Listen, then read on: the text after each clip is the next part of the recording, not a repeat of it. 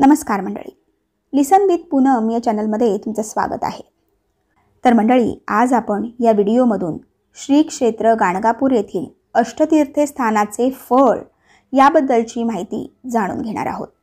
त्यामुळेच video skip न करता शेवटपर्यंत पाहत रहा।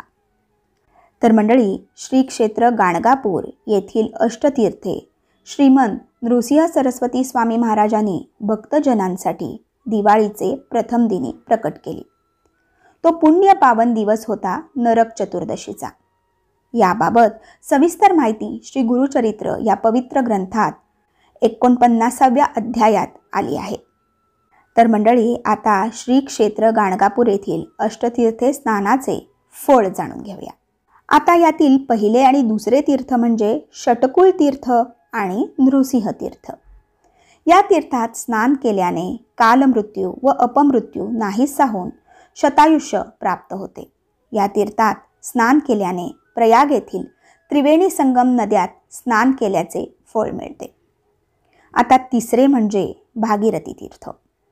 या तीर्थात स्नान केल्याने समस्त दारिद्र्य नाश होऊन काशी क्षेत्रातील गंगा स्नानाचे पुण्य मिळते। चौथे पापविनाशी तीर्थ। या तीर्थात स्नान मात्रे पापराशी जैसे तृण अग्नी लागे, म्हणून इथे स्नान केल्याने समस्त पूर्वजन्मांचे पाप जळून राख होते।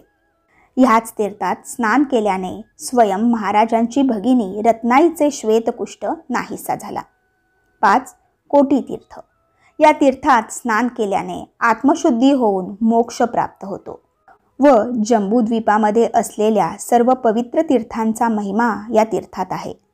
येथे स्नान केल्याने अनंत पुण्य मिळते व येथे यथाशक्ती दान केल्याने कोटी दान केलेले पुण्य मिळते। आता 6वे म्हणजे रुद्रपाद तीर्थ। हे तीर्थ गया समान आहे। गया क्षेत्रातील सर्व आचरण येथे करून रुद्रपादाला पूजल्यास कोटी जन्मांचा दोष नाहीसा होऊन मोक्ष प्राप्ती होते। 7वे चक्रतीर्थ। हे तीर्थ द्वारावती तीर्थ समान आहे। येथे स्नान करून येथील केशव मंदिरात पूजल्यास द्वारावतीचे चौपट पुण्य मिळते व अज्ञानीला ज्ञान प्राप्त होते। 8वे मन्मथ तीर्थ। येथे स्नान करून कल्लेश्वराला पूजल्यास वंशवृद्धी होऊन ऐष्टेश्वर्य प्राप्त होते। भागीरथी तीर्थालाच काशीकुंड असे म्हणतात। एका ब्राह्मण भक्ताने या ठिकाणी श्री शंकराची आराधना करून त्यांना प्रसन्न करून घेतले।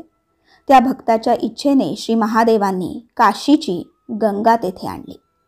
श्री पापविनाशी तीर्थावर श्रीमद परमहंस वासुदेवानंद सरस्वती टेंबे स्वामींना श्रींचे साक्षात दर्शन घडले होते। याच तीर्थांवर श्री नृसिंह सरस्वतींनी आपल्या भगिनीला रत्नाबाईला स्नान करावयास सांगितले होते। त्यामुळे तिची कुष्ठादी पापे नाहीशी झाली। तर मंडळी, भीमातटी असे गाणगा भुवन, पुण्यभूमी असे या त्रिभुवन। श्री गुरुचरित्रातील 40व्या अध्यायात वर्णन केलेल्या औदुंबराचेही इथे दर्शन घडते। श्री नरहरी नामक ब्राह्मण श्री गुरु आज्ञेने शुष्क काष्ठाला नेहमी पाणी घालत असे। पुढे श्री गुरुकृपेने त्या वाळलेल्या औदुंबराच्या झाडास पालवी आली। तर मंडळी, आशा करते श्री क्षेत्र गाणगापूर येथील अष्टतीर्थे स्नानाचे फळ याबद्दलचा हा व्हिडिओ तुम्हाला माहितीपूर्वक नक्कीच वाटला असेल। त्यामुळेच व्हिडिओला लाईक करा, शेअर करा आणि अशाच प्रकारचे नवनवीन व्हिडिओज पाहण्यासाठी आपल्या ह्या लिसन विथ पूनम या चॅनलला नक्की सबस्क्राईब करा। धन्यवाद। अवधूत चिंतन श्री गुरुदेव दत्त। श्री स्वामी समर्थ।